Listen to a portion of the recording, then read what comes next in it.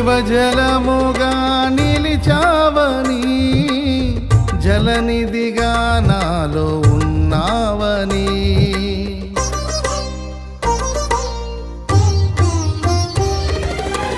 జనులకు దీవెనగా మార్చావని, జగతిలో సాక్షిగా ఉంచావని, ఉత్సాహగానమునే పాడనా, ఉత్సాహగానమునే పాడనా, ఏదైనా నీ కొరకు చేసేందుకు ఇచ్చితివి బలమైన నీ శక్తిని,